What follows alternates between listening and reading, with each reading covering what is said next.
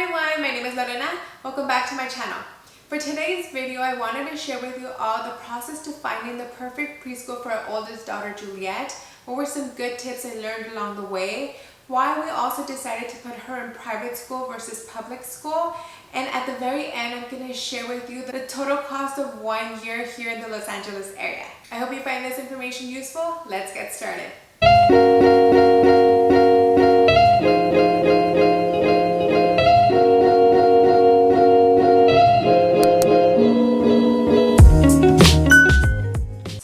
Started summer camp this week. She went back for her day 2 today and she was very excited. This is a program that is going to help her transition into preschool. This is a program that is offered and I thought it was really nice for them to get used to the setting, the schedules, and so she was very excited and very happy. When finding the school for Juliet, first, it was not an easy process because they are waitlist for getting your kid into not even private school but also public school. There's always a wait list, so as soon as you know that you are interested in one of these schools, you need to go immediately apply. And for these private schools, you also have a fee. You have a fee to be on this wait list. Even if you don't get in, even if you decide to end up going somewhere else, you still have to pay a small fee to get your kid into the waiting list. And so when deciding which schools we wanted to go, I did a little bit of a research first online. I went into the websites and try to see what were their core values, what were their schedule likes, what were their extracurricular activities offered. And those things were the things that I knew beforehand, and then afterwards I asked for the tour. Once I was there for the tour, I make sure to be prepared, have a list of questions, but then on top of that, one good tip that I learned was to also just observe the children. And I didn't know this at my very first tour, and this was something that I learned after the fact, and it was just very, eye-opening to think that just as important for you to ask the right question was just to observe the kids, observe the setting, see how they were connecting, how they were getting along with the teachers. Just being observant of that was going to speak so much about the actual school and how the kids were liking the school, or was it a diverse group, and all those things play into taking these tours for the preschools. Here in the Los Angeles area, we were able to find a ton of schools, but also one of my tip number 2 and priority was to make sure that the distance from our home to the preschool was short, because I didn't want Juliet to be commuting 40 minutes every day back and forth. Not only would it be tiresome for her and for us, I think it would take away from the experience overall. And so we wanted to make sure that the preschool was located still within 10 to 15 minutes from us, and that's kind of hard. We don't live in a good school district, and we also don't have that many private schools, so at least I didn't find many private schools. The type of things that I found around our area were more like daycare, so it was a little bit of a hassle to see, we are located here and these are the neighboring cities, and which one, which city do we want to head to, which city offers what kind of schools. Now there are also lots of different teaching philosophies. There are the Reggio inspired, they are the Waldorf schools, I hope I'm pronouncing that right. There are Montessori inspired preschools, and there's a lot more that don't categorize as one specific thing, but that's why it's good to go to the website beforehand and see what is the philosophy for teaching your child. If it's focusing more on the child being independent, if it's more like being together more in a community, is it more project based, is it more playing based, what is it that your child will fit into, what kind of way is your child good at learning. You would think like a visual person that's always learning by touching, by nature. All of those things, you want to make sure that you are focusing on your child and then being able to put them in a setting that they're going to thrive in. For us, I know that Juliet likes to be very independent, and for her to have the ability to be curious and just like wander around, and those things were important for me and for Juliet. And so I went with a school that was aligned more with that. And that also brings me to discuss why we didn't want to put Juliet into public school. Like I mentioned, we don't live in a good neighborhood, or our current schools are have a score of a 2 or 3 or max a 4. And the way that this translates to us, my husband and I, more than just seeing a bad score on the report, we also know that this neighborhood, at least the neighborhood that we live in, is not being greatly funded. We know that the resources are very limited, and so we know that that translates to teachers having to have a larger group.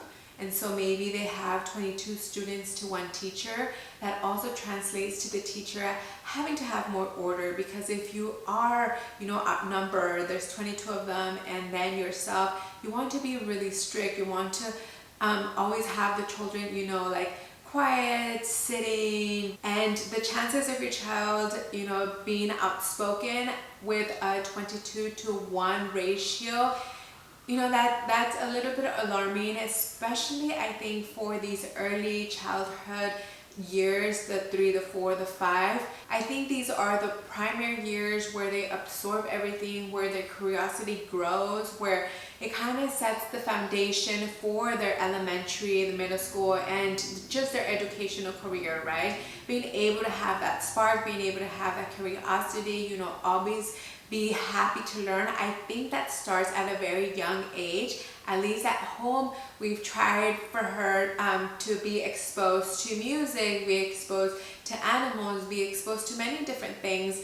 And so we always just want her to be curious and be learning, and that we wanted to provide that kind of setting for her. And so it was very hard to know that if we put her in a public school, she was not going to have those kinds of opportunities. And so therefore we made the decision to look into what are the costs for a private school, to see if we were able to pay that tuition, and not only just for Juliet, but also think about possibly paying now the tuition for Penelope, what that would look like, how it would impact our family and our goals, right? So thankfully enough, we are able to put her in private school. And so the process, like I mentioned, was not an easy one. We put Juliet in waiting list 1 year before the starting date. So last October, I think, is when I most looked at all of the schools, and even October was kind of late for the preschools that I was looking at and their waiting list, and we were not 100% sure she was going to get into the schools. We were on the waiting list for. There was even one that never got back to us. We never heard any update, and I think we just got lost. So more than just putting yourself on a wait list through online, do make sure that you do speak to someone, that you do have that tour, that you do know that they are actively trying to put your kid into the program, or at least giving you feedback of what are the chances of your child getting into the program. So our very, very first school that we looked at, we just knew that Juliet, needed to go to preschool this year because she was just not being stimulated enough at home, and so we wanted her to have that kind of setting and also social interactions. And so the first school that we pulled up, we had heard from some people that we met at the park that their children was going to this school. So what we did, we went online, and online you could already sign them up to be on the wait list and pay the fee. And so we did exactly that. We just paid the fee, we put Juliet on the list, and then we never heard back. And that was a big mistake. I should have asked for the tour ahead of time. I should have, first asked the questions, do my observations, and then pay for the fee. And so when I moved on to the other schools, my priority was to first get a tour, first talk to the director, the enrollment people, and then also make my observations for the school. I took Juliet with me. She was able to see the classrooms, she was able to see the kids. And actually at the one school that she is right now, when we went and had the tour with the kids, Juliet from that tour wanted to stay there already. She wanted to play with the kids. She liked the playground. She liked the kids. The kids that saw her when we had the tour were waving hi to her and were just very friendly. They had a guinea pig in the classroom and she loves animals. She was so excited about that. I also saw their little place for nature and planting and doing all those activities. And so I thought, you know, this one is a perfect setting for Juliet. I went and I looked at other schools on top of that, just because to have that as a backup in case it didn't work out. Because when I did talk to the enrollment person here, they told me I was kind of almost at the end, but I did have a chance depending on how many people were gonna move on to kindergarten or to TK, depending how many spots were available. But I had a chance to get Juliet in for this new school year. And so I was hopeful, but I didn't just rely on that. And so I did go out and seek other tours and other schools that were near us and that I found fitting for Juliet. So keep in mind that all of the schools and all of the programs have a different kind of schedule because of their teaching philosophies. They kind of go, you know, what they feel like is best for the program. For example, I found one that was more language based. I think this was a school that was Mandarin, Spanish, and English teaching. This was a fantastic school from what I had read, but also they wanted Monday through Friday from 8 to 3 or 4 if I'm not mistaken.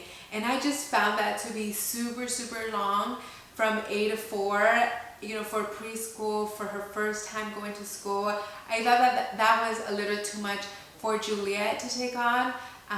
And that just didn't work out for us. For this particular school, they offer the part-time, the full-time, and that was at 12:30 for the part-time, 2:30 for the full-time. If you're not able to pick your child at 2:30, they have, you know, that extended hours until 4 o'clock, 6 o'clock, I believe, something like that. I don't remember the details, but do make sure that you find out what are the hours and what are the costs. Because there's different costs to adding more hours, of course, and so you want to make sure that you take all of that into account. So now I'm going to give you a breakdown of all the fees that we've had so far, which have been a lot actually. Like I mentioned, there's a fee for the waiting list, and I believe that was maybe like $150. I'll go back and check that for you, but it's around that range. And then afterwards, when we got accepted, we got an email saying, congratulations, your child has been accepted, welcome to the school. And in order to continue on with the enrollment process, the registration process, we then had to pay additional fees with the application. I was actually not expecting this much, but just for the enrollment application fee, we had to pay $200. And then there were annual fees. These annual fees are due with the enrollment contract that we submitted, so this application. We have insurance fee, $100, emergency prep fee, $15, book supply fee, $100, health and wellness fee, $150, and then enhancement fees, $200. So that was a total of $565. This is non-refundable enrollment fees. And then this is a monthly payment of $1,605 for the fall for Juliet. So then the total cost for the tuition from September to June is going to come up to a total of $14,445. So that is the tuition fee for 1 year, $14,445. The summer camp cost was separate, right? So afterwards, they send us another package.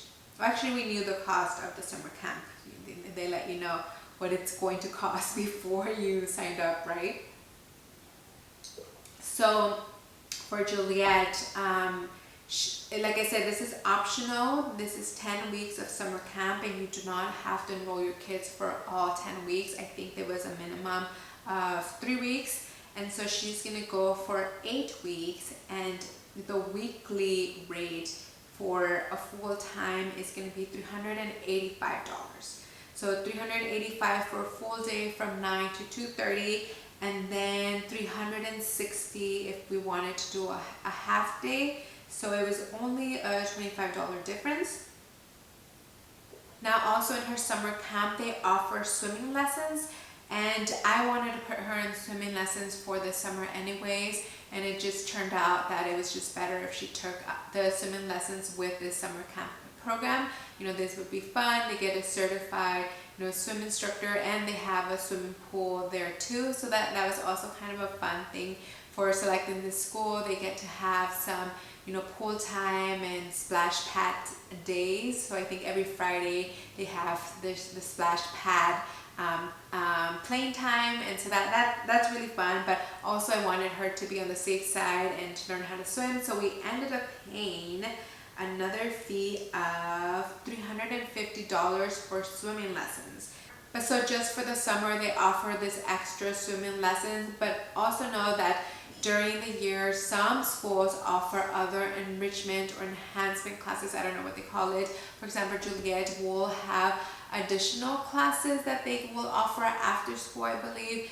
As part of her curriculum, she has, you know, PE, she has Spanish classes, and I can't remember at the top of my head all of the things that come with the actual program. But on top of that, I know that they are going to offer gymnastics and music classes, I believe, and those are after school, and those are also for an additional fee. So to factor that into your budget and just be really aware of how much you're really spending, because we're looking to spend about $20,000 for Juliet just for one school year.